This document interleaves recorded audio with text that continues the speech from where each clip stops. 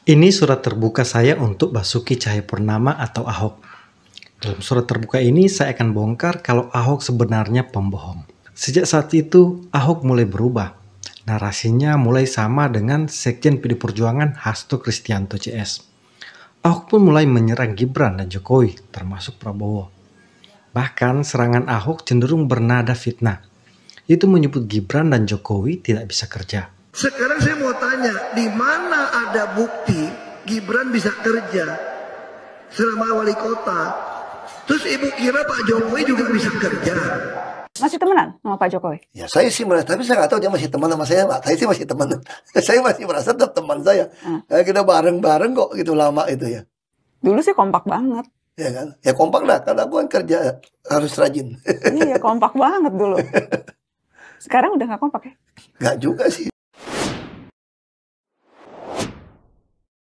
Ini surat terbuka saya untuk Basuki Cahayapurnama atau Ahok.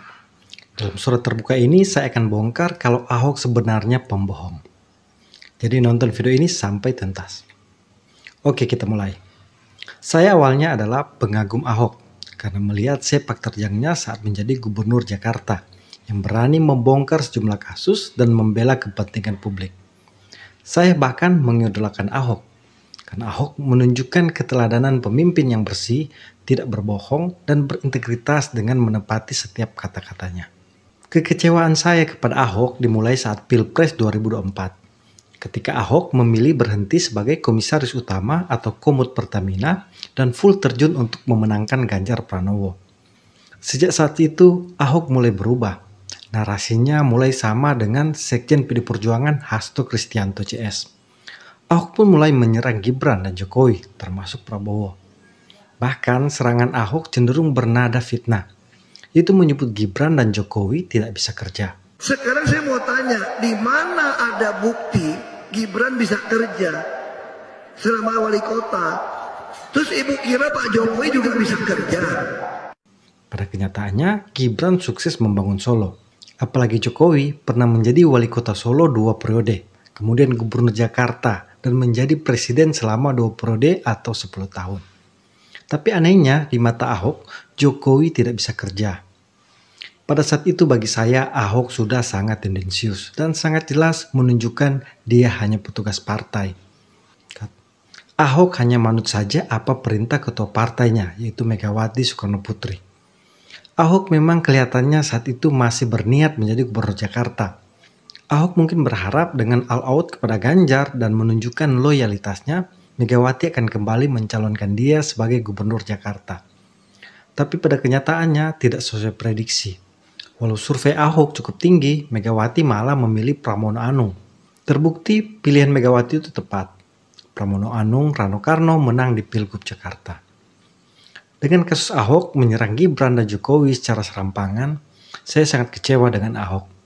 Padahal Ahok dan Jokowi pernah bekerja sama membangun Jakarta yang melambungkan namanya. Kekecewaan saya itu membuat kadar kekaguman saya kepada Ahok turun drastis, mungkin tinggal 30%.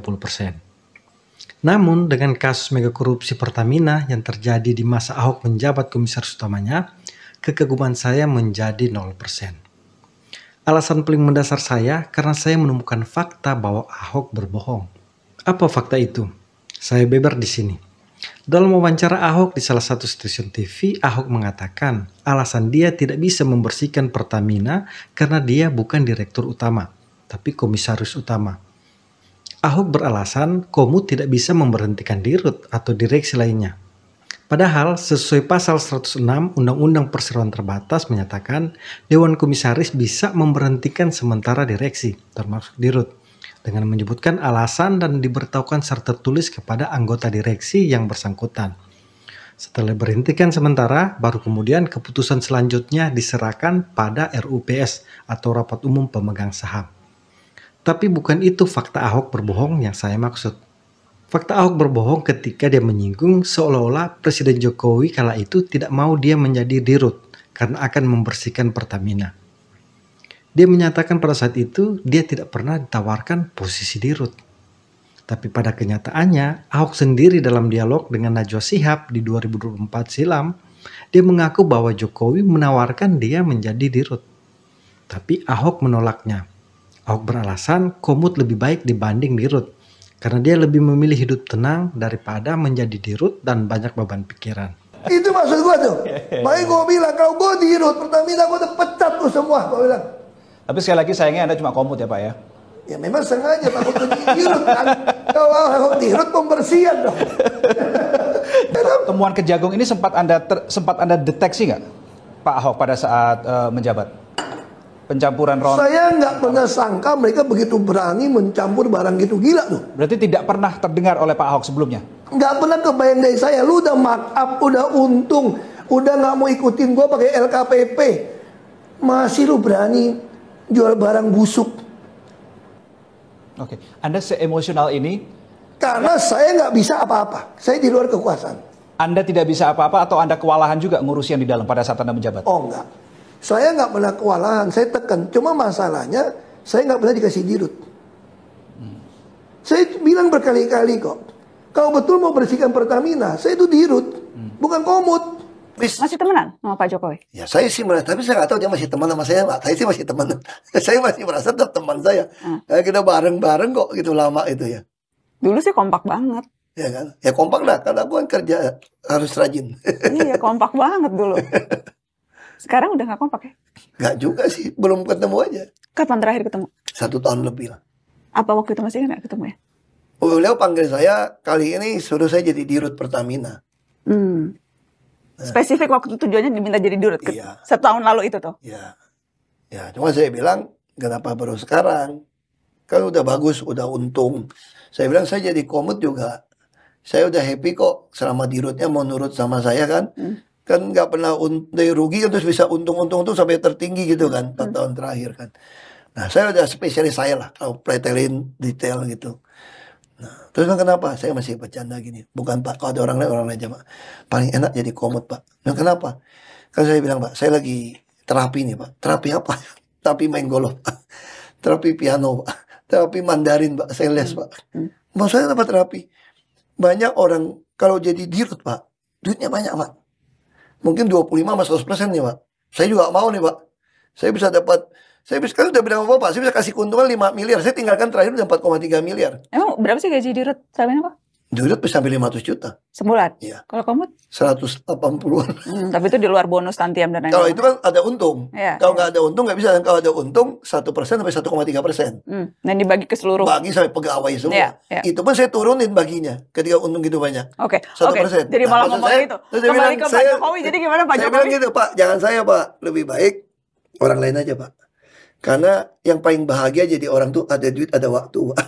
Kalau saya jadi Dirut ada duit gak ada waktu Pak. Makanya saya kurang minat saya bilang. Jadi di sini jelas-jelas ada kontradiksi pernyataan Ahok. Satu wawancara di Liputan 6 dia mengatakan dia tidak pernah ditawarkan menjadi Dirut. Dan ada pihak-pihak yang tidak ingin dia menjadi Dirut. Tapi dalam dialognya dengan Najwa Shihab, pernyataan Ahok berbeda. Ahok mengaku sendiri Jokowi menawarkannya Dirut. Berarti kalau Ahok memang ingin menjadi Dirut, dia tinggal jawab iya saja tawaran Jokowi itu. Bagi saya, di antara dua pernyataan Ahok ini ada yang bohong. Entah yang pertama atau yang kedua, hanya Ahok yang bisa menjawab. Ahok mungkin tidak sadar sekarang rekam jejak digital seseorang dengan mudahnya didapatkan. Sekarang ini Ahok memberikan kesan seolah-olah dia dihalang-halangi menjadi Dirut karena akan membersihkan Pertamina.